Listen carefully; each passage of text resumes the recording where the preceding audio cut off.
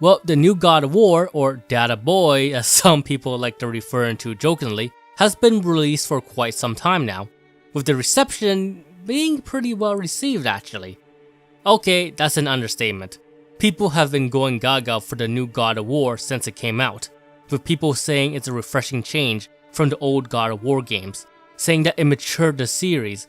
People are even saying that it's Game of the Year, even though the game released in the first quarter of the year. I don't know, people who are making this claim might be counting their eggs before they hatch. But suffice to say, this game has gotten a lot of hype. So is the hype well deserved? Does this new God of War game satisfy every claim that people have been saying about it? Well, I might not be the best person to answer that last question, since I haven't played much of the previous God of War game.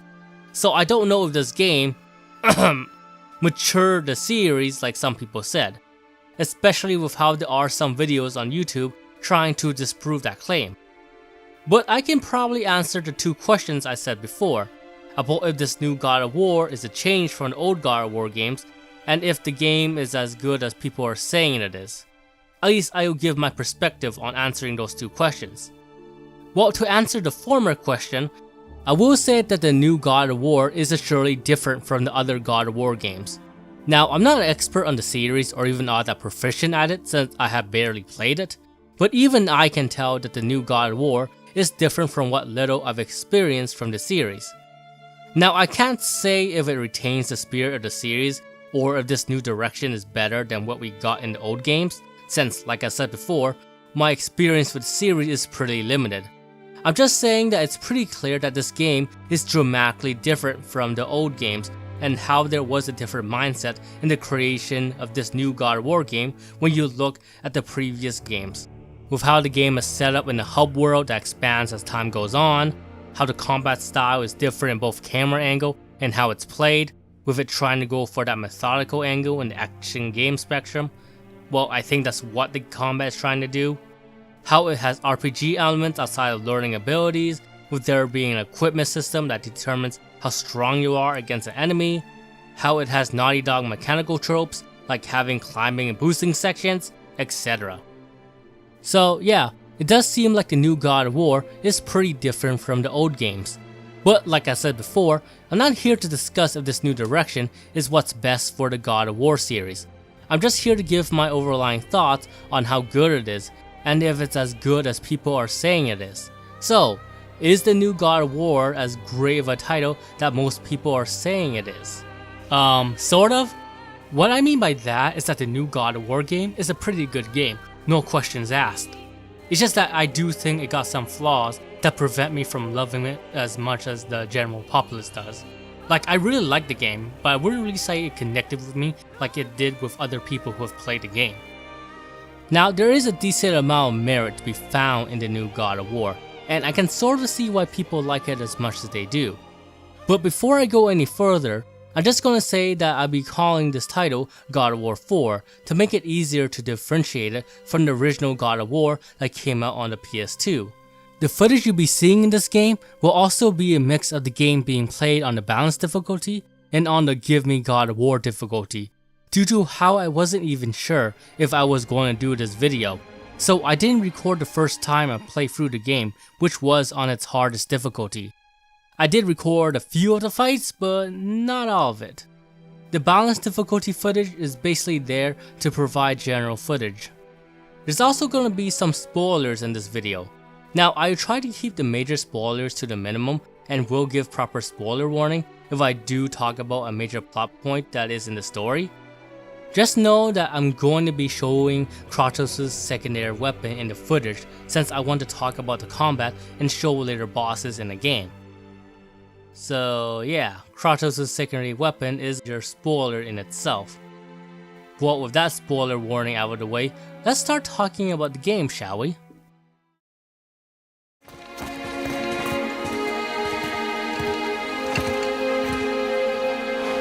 Look, all this time, there's been a protection stave around our entire woods. But well, the first thing I should comment on is that the overall presentation is excellent. The graphics in this game is just breathtaking, with both the environment and character models looking amazing. There's just some awe-inspiring imagery in God of War 4 that makes you want to see more of this world that was heavily influenced by Norse mythology. There's also some more variety in the environments that you might think, with the game getting you to travel to different realms other than Midgard, which each have their own identity to them. Another interesting aspect regarding the visuals is, strangely enough, got to do with its camera. Not with its over-the-shoulder camera perspective, and I'll talk about that later, but more on how the game is shown in one smooth and consecutive camera shot with no cuts, with that aspect of the camera making us feel closer to Kratos and his son's journey as a result, since it feels like we're right there next to them. Well, I guess saying there are no cuts isn't 100% true, since you do get a cut into a loading screen if you die, which might happen a lot if you play the game on Give Me the God of War difficulty, like I did. God of War 4 also remarkably nails the battle animation in the game. You really do feel the raw power that is in each of Kratos' strikes when you see how he moves his body to set up for his attack and see the follow through, with you also feeling the impact those strikes have when a blow connects by seeing how the enemy reacts to that blow. There's just this brutal feeling to the combat that makes it exciting to play through, with you feeling like you're controlling Kratos, who's this hulking berserker of a fighter. The developers overall did a remarkable job with the combat feel of the game. The other animation in the game looks great as well, but I wanted to give note to Kratos' animations, with how well done they are, with those animations playing a part in making the combat feel as satisfying and gratifying as it does. The sound design is also on point, with the sound effects and soundtrack doing their job in matching what the game calls for at the time. The voice acting is pretty good as well, I don't really have any complaints about it. Let's now talk about the story, especially since people are making quite a big deal about it. The story is like the main reason why there are comments saying that the God of War series has finally matured. Now, I won't go into if it does that for the series, but I will give you guys my thoughts on the story. The story is better than I thought it was going to be, if I have to be honest. Now, it's nowhere near my favorite video game story I've seen. Hell, it's not my favorite video game story that revolves around a parent. But I will concede that it's a fine story. Now, the plot itself is relatively simple in that all you're doing in the game is traveling to the highest mountain of all the realms as Kratos so that he can spread his wife's ashes at the highest peak as to lay her to rest, since that was one of her dying wishes, with Kratos taking his journey with his son Atreus, even if it is a lot sooner than he hoped due to how there are some strange people that are after him for mysterious reasons. And well, given Kratos' troubled history, he thinks these strangers' intentions are nothing good and decides to hasten his journey as to avoid pursuit and protect his son. But yeah, the plot is primarily a trek atop the highest mountain peak with Kratos and Atreus, with them also trying to avoid the pursuers. Albeit there are various obstacles and moving of the goalposts within the plot, but the plot never really changes what the end goal is. Not that it's a bad thing, I'm just telling it like it is. With that plot synopsis out of the way, let's talk about what I like for the story first. It probably is the characters. Now that's great since the story is very character driven and not so much about the overlying plot. More specifically, it's about Kratos and his son learning from each other and growing as individuals, with Kratos trying to teach Atreus not only how the world works and how to survive it, but also teaching Atreus to control his inner rage so that Atreus won't follow the same path that Kratos did back when he was in Greece. Then there's Kratos also learning from his interactions with Atreus to be able to let go of his past so that he can concentrate on the matters that are truly important, and that being chained down by that past will ultimately impede and prevent him from achieving what's truly important to Kratos, which is in this case, raising and protecting Atreus. Seeing the two interact and learn from each other, seeing the ups and downs the father and son experiences from this journey, seeing the flaws that the two must work through, and seeing how that experience changes them and their relationship throughout the game was probably the highlight of the story. Another highlight to note in the story is Mimir himself. He's just great in this game. It's remarkably fun to hear him talk and tell a story. I can listen to him for hours. Mimir just has this wit and charisma to him that makes it a joy to listen to him. Mimir's wittiness and knowledge are also balanced perfectly against Kratos' gruffness and stoic nature, as well as Atreus' curiosity and eagerness. which in turn leads to some genuinely enjoyable character interaction between the three. Another aspect that makes listening to Mimir a joy is that the story he tells is also fascinating, with how it's a more warped version of Norse mythology, which overall helps a ton with the world building that this game has. Freya is also an interesting character and has an interesting parallel to Kratos regarding their parenting style, with the game showing that either being too reserved and distant to your child or being too protective can inhibit that child. Overall, the game has an enjoyable story and a good cast of characters, with the presentation doing a lot to make it exciting and even touching to watch. Now, like I said before, this is not the best story or characters I've seen in a video game, not even the best parent or child character I've seen, with my favorite being the MC from Nier and probably Elle from The Last of Us or Laphicet from Berseria regarding child characters. But it's still good. It's still an enjoyable story even if it didn't connect with me as much as it did with, well, I guess everybody else, given its reception. With that said, there are some problems with it. The first is the amount of sequel baiting in this game. There is a lot of sequel baiting in God of War 4 that make this game not as download as I would have liked. Don't get me wrong, I don't mind games or stories that set itself up for a sequel, but God of War 4 is kind of obnoxious about it, with all the sequel baiting there is. Like, I can accept the fact that the game show us that there are realms that we can't travel to, with the game hinting they're going to be in the next game, but seeing how this game is massively building up characters that don't even make appearance in the game, or the fact that we get a big cliffhanger at the end of the game when we go to our house to rest, is really pushing the line in regards to sequel baiting. Now, this sequel baiting isn't a big problem since God of War 4 got a story arc that started and concluded in this game. It's just that the sequel baiting can get pretty annoying, at least it did for me. The last significant problem I have with the story is the part where Atreus have, a change of attitude, shall we say. It's a sort of change that's wholly negative, and it's there so that Atreus can learn from the experience when that new attitude backfires on him and to ultimately develop him as a character. So yeah, it's like a mini arc for Atreus. Overall, I don't mind seeing this mini arc since I like how the arc concludes and how it builds up to that conclusion. Since it helps develop Atreus and the game does a great job of displaying that change of attitude in the gameplay. My main problem is mostly in the setup, since I feel the reason they gave for Atreus' new attitude isn't justified given the people that raise and hang around Atreus. I'm going to go into spoilery territory now, so go to the timestamp on the screen if you don't want to be spoiled. In 5, 4, 3, 2, 1, 0. Okay, so the part of the storyline I'm talking about is, well, Kratos telling Atreus his true nature, of how Atreus is a demigod, with this revelation giving Atreus an inflated sense of ego, making him think he's invincible.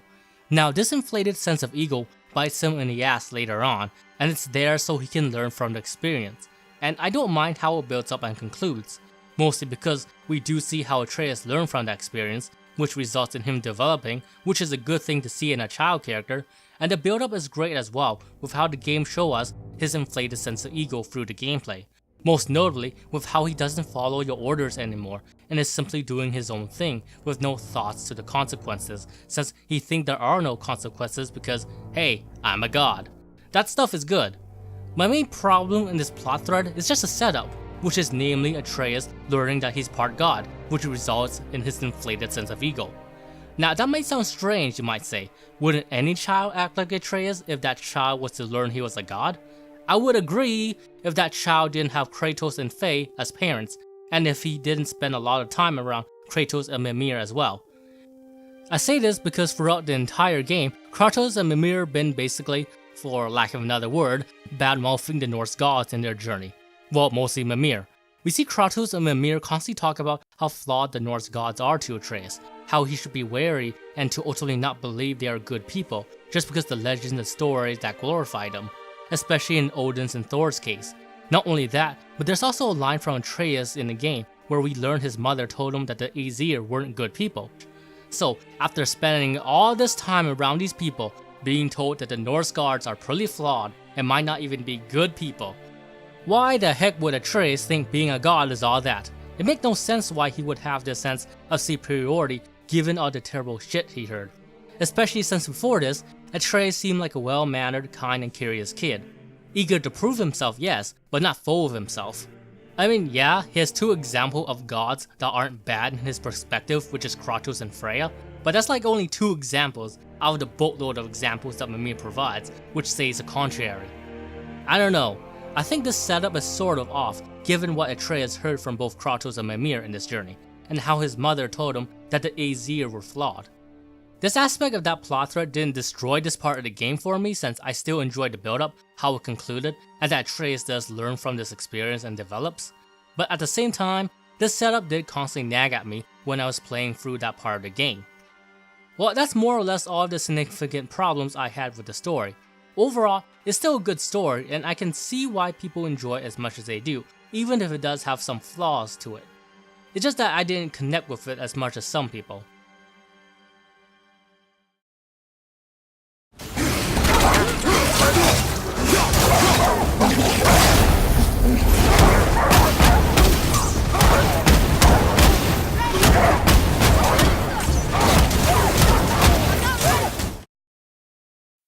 Well, let's get to the gameplay of God of War 4.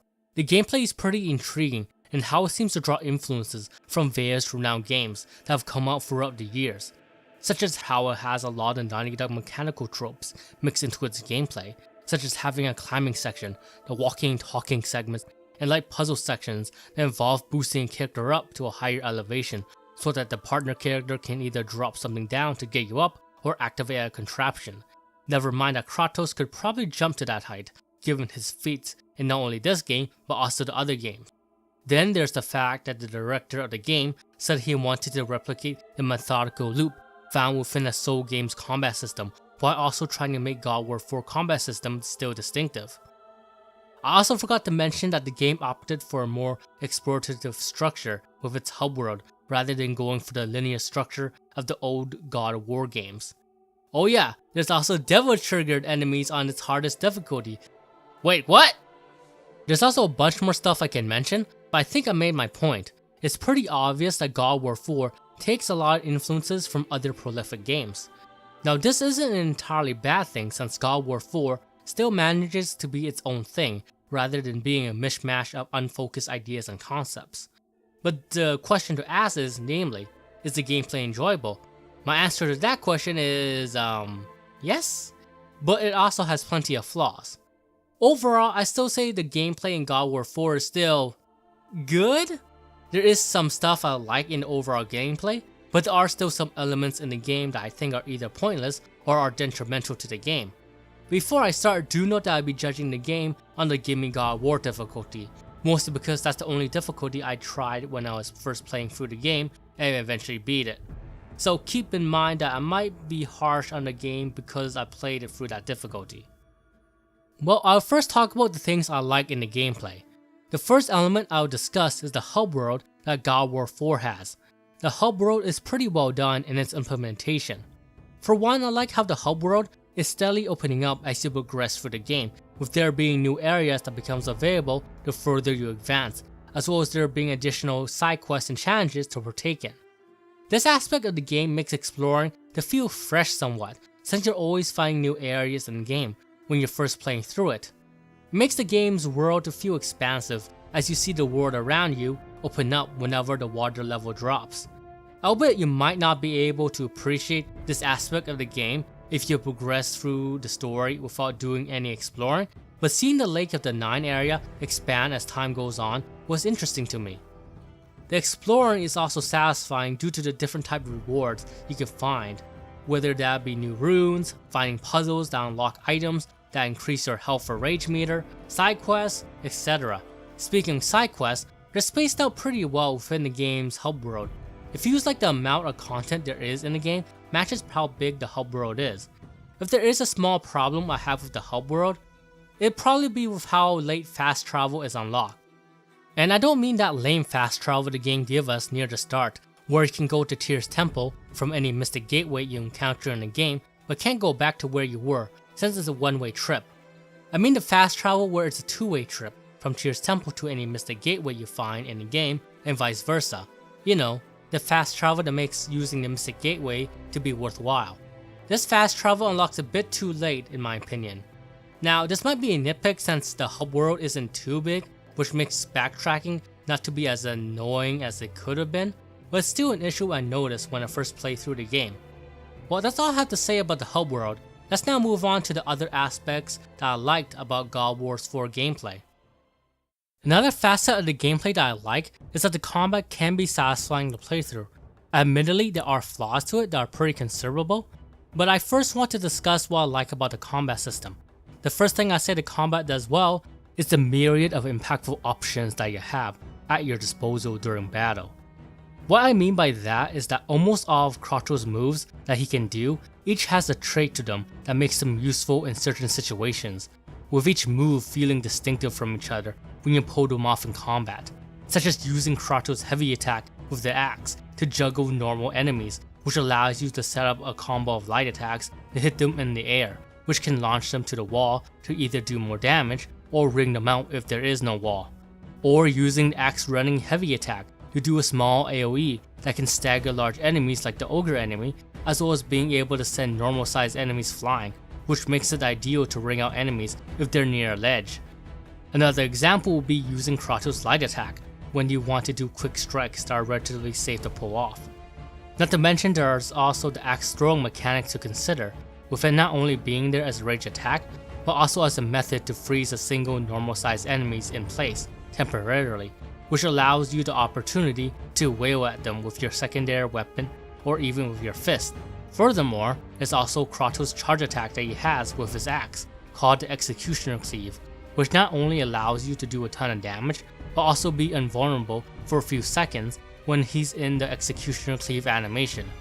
But the downside to that attack is that it requires a bit of time to set up, and etc. Suffice to say that each move, runic ability, and even weapon style that Kratos possess each have a purpose to them that makes them useful to utilize during battle. Oh yeah, I said weapon style since Kratos also has two additional fighting styles, which are the on-arm moveset and the moveset that revolves around his blades, with the on-arm moveset specializing in quickly building up stun gauge to execute stun grabs, as well as having moderate AoE attacks that serve to knock enemies back but not hurt them. Then there are the blades, which specializes more in crowd control, with how its attacks can cover a lot of ground to damage and kill a group of enemies, especially with how there are a few combos that end with a small AoE. Furthermore, its range attack also have some attacks that work toward that crowd control angle, with how you can drag an enemy from a group using the range attack to 1v1 them, or using the ranged chain attack to set off an AoE to damage anyone around your target. As you can see, each weapon style Kratos possesses each has a motif around it that makes them useful and fun to utilize in combat. Overall, most of Kratos' moves that he has in his disposal each has a particular use to them that makes them beneficial to pull off when applied to the right situation, with the fun part of the combat being about weighing and utilizing the various options that are available to you and deciding which combination of moves would be ideal to decimate the particular type of enemies that you are facing. Which is fun because how a good amount of attacks you can perform in battle can change how you tackle a situation.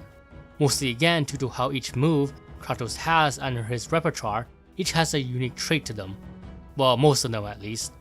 Heck, these options you weigh against each other in battle are not even limited to Kratos' offensive kit, but also to his defensive capabilities as well. Most notably with how there are attacks that are better blocked or parried, other attacks that are best handled by dodging with a short dash, and some attacks that needs you to do a dodge roll to avoid damage. Well, the difference between the two dodges doesn't become apparent until you fight the Valkyrie boss fight, especially the Queen, but I think my point still stands. So in the end, I think the game does a pretty good job of giving you meaningful options during battle, with it being fun to figuring out what type of offensive or defensive moves would suit the given situation you're at, or even if it matches your playstyle. Additionally, the emphasis on general defensive play and on knowing when is the right time to defend and when is the right time to attack an enemy does also emphasize the amount of options you have at your disposal, since you do have to think about what type of actions you have to take in regard to defeating an enemy encounter, with how doing the wrong actions at the wrong time, like overextending yourself and attacking haphazardly, can easily get you bodied by the enemy, which makes prevailing over the enemy with the right choices you make in battle to be as satisfying as it is. Due to having a good amount of offensive and defensive options in battle, as well as how easy it is to get downed if you just attack recklessly, which prompts a slower and methodical approach to combat. Now the last thing I'll talk about in regards to what the combat system gets right is probably with how they integrated Atreus, or Boy, into the combat system. The way they made Atreus matter in the combat system as an AI partner that you can order around is executed pretty well actually. One point in his favor is that he's an AI partner that you don't have to babysit around, which is great since if you did have to worry about Atreus dying during combat, the game would probably be 1,000 times more frustrating than it already is in the Give Me God of War difficulty. That's not to say you don't have to look out for him occasionally, since enemies do try to pin him down, but at least it doesn't happen frequently enough that it becomes frustrating. Not to mention that Atreus does give you a heads up if an enemy does try to pin him down, which gives you the chance to prevent Atreus from being pinned. It also helps that the worst thing that can happen is that you can't use Atreus' abilities for a certain amount of time. You don't get a game over even if you don't save Atreus at all. So all things considered, Atreus being an AI partner in a combat system that's focused on using a single character isn't as frustrating as you might think with how he can take care of himself most of the time, with him only needing assistance from time to time. I also like how he levels up in the game, since it reflects how he's growing throughout the game. That and it's satisfying seeing him getting stronger abilities as the game progresses. Another point to Atreus' favor as an AI partner is that he feels like an extension of the combat system, rather than being a simple addition. What makes him feel like this is due to two reasons. The first is that Atreus has a repertoire of abilities that can help Kratos during battle, with those abilities allowing more options to open up, such as using the electricity arrow to stop enemies in their place, so that you can get a free hit on them or have some time to set up your bigger attacks, or using the light arrows to dramatically increase the enemy stun gauge so that you can perform a stun grab on them more easily. Attacks like these that open up options for Kratos makes Atreus feel integral to the combat system. It ultimately makes it fun to order him around due to how his attacks can change how a battle progresses. The second reason why Atreus feels like an extension of the combat system is mostly with how he's ordered around by Kratos. What I mean by that is that how well Atreus contributes to battle is still left up to the player's hands, which makes any of Atreus' contribution to feel satisfying, since your input still matters in how well Atreus performs in combat. Honestly, Atreus feels more like a set of abilities that Kratos can use rather than being a finicky AI partner that tries to help, which is a good thing since it allows you to have more options to play around with in combat, with those options becoming reliable to use since you're the one in control and not an AI. Granted, those set of abilities aren't 100% under your control since you can't use them if Atreus gets pinned down by the enemy, but I see that more as a balancing act rather than undermining player choice due to how powerful Atreus' set of abilities are, like how the 3 arrow limit was put in the game to balance Atreus. And again, the pin down thing also doesn't happen too frequently, so it doesn't detract much for the combat system. Atreus is still a well done factor in the gameplay. Well, I talked about what I like about God of War 4's overlying gameplay. Let's now get into the game's flaws, since I do think the game got some pretty noticeable problems when I was playing through it for the first time. The first problem is that some of God of War 4's environmental based puzzles drag on for way too long, at least way too long given how simplistic the puzzles are in this game. Now I don't mind action games having simplistic puzzle sections since they're there to give you a breather from all the action so that you don't get burnt out from fighting constantly. What I do mind though is if these simplistic puzzle sections drag on more than they should due to either slow animation or due to how it takes longer doing the legwork to implement the solution to a puzzle than it is of thinking up a said solution. Unfortunately, there is one type of environmental based puzzles in God of War 4 that suffer from these two problems, which is to say the puzzles that revolve around carrying these big crystals and putting it in a specific contraption so you can activate a light bridge to progress. Well, after ordering Atreus to hit those crystals with his light arrows when they are in place. You guys can probably already guess what's the problem with these puzzles from that short description.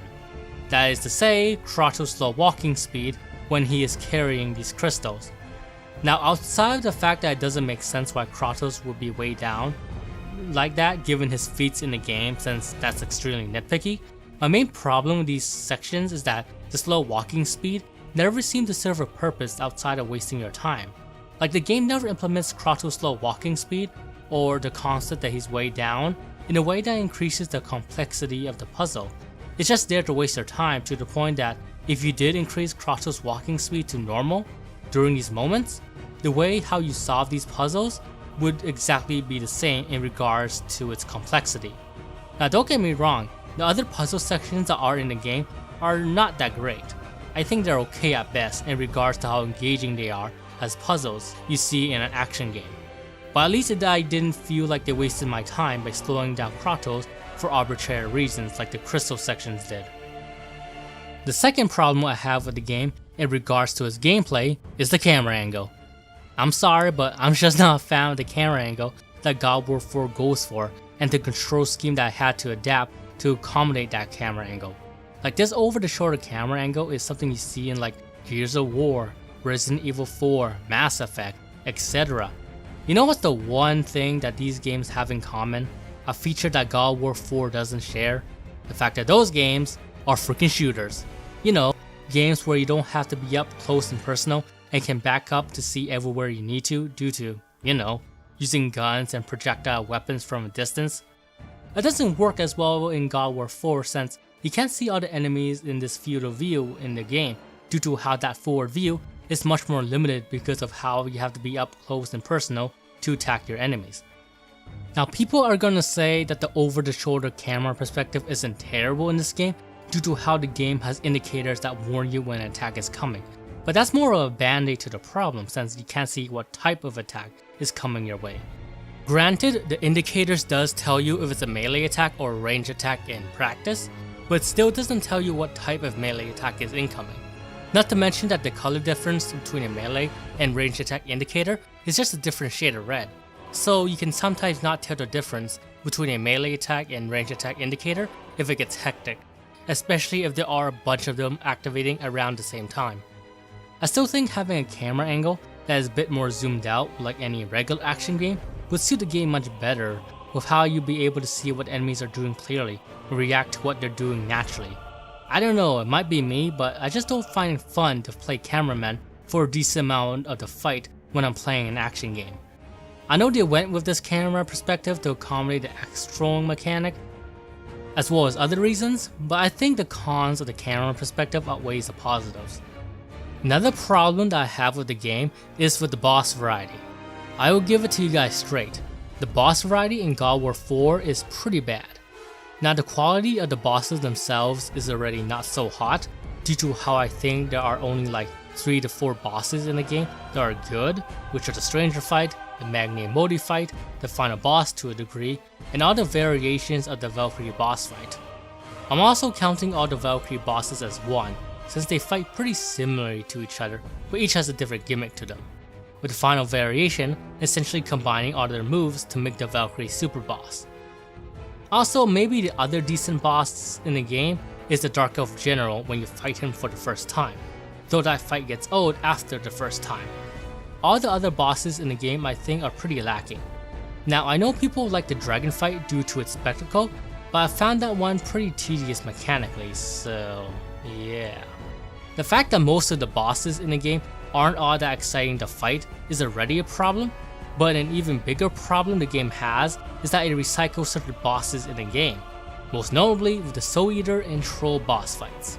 Oh god, do you fight so many trolls in the game, and it gets boring extremely fast, especially with how the differences between them are pretty minimal, such as one having ads to help it, one having a different elemental, one having a range attack, etc. With those differences not changing it to fight up enough that they feel like distinctive fights. Instead, they feel like the same fight but with a new coat of paint. Not even that the troll fights are the outliers to the boss variety in the game. The other repeated boss fights you face in the game suffers from the same problem as well. I think the only repeated boss fights that I enjoy in the game was probably the Valkyrie boss fights. Granted, some of the Valkyrie boss fights do tend to blur with each other, but I do like how each Valkyrie boss fight prepares you for the super boss that is Sigrid, with that fight being a legit great boss fight that ultimately tests you on everything you learned from the previous Valkyrie boss fights, and it is glorious. Not to mention each Valkyrie does have a strong enough gimmick to them that makes them stand out more. Such as one having an attack that blinds you, which requires you to look away. One having a ground pound attack that can only be interrupted by throwing a projectile weapon at them. Note using Atreus arrows won't work in Gaming God War mode, etc. These extra moves doesn't change the fight dramatically to make them feel wholly distinctive, but at least modifies it enough that you have to adjust how you fight against each Valkyrie.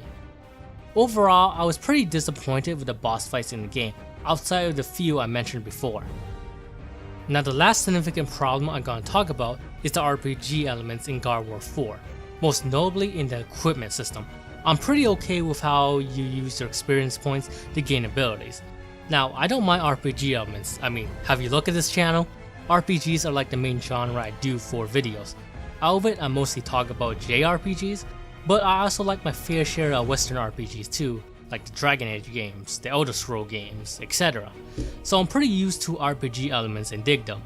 But not all RPG elements in games are implemented equally. The way how God War 4 handles its RPG elements is kinda lopsided, mostly due to how the game is very level reliant. How the leveling system works is that the equipment you wear is the determining factor of how high a level you are.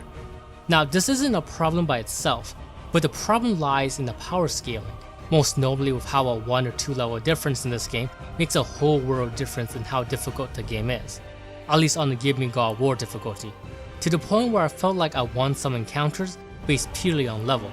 Like, I don't mind RPG elements in an action game, I actually really dig it when it's implemented well, but the action and RPG parts of the game needs to be weighed fairly against each other so that you can get the satisfaction from mastering the combat system, but also enjoy the satisfying, steady progression curve you get in most RPGs. Unfortunately, God War 4 hasn't managed to find that sweet spot between action and RPG elements, with how it can be too level reliant, which is a shame. Well, those are my major problems with the overlying gameplay that God War 4 has. I can probably list some more notable issues, such as how switching between the axe and blades mid-combo is a bit clunky, but I think I made my point on how I think there are notable problems to God War 4's overall gameplay. Flaws I hope they fix in the next God War game.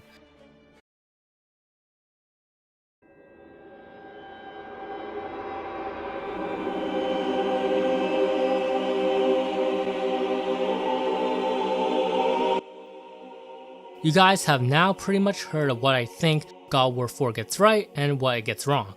Overall, I still think the game is good, but it did have some aspects to its design that bothered me when I played through it. Would I recommend it? Yeah, it's a fun experience. You got some great presentation, a pretty good story with interesting characters, a hub world that's pretty fun to explore, and a combat system that's satisfying to go through. Just rein in your expectations a bit since it does have some flaws to it, such as how the RPG elements are implemented, how the over-the-shoulder camera angle does not suit a melee-centric game, the crystal segments, etc. But even with its flaws, it's still a worthwhile experience to play through the game.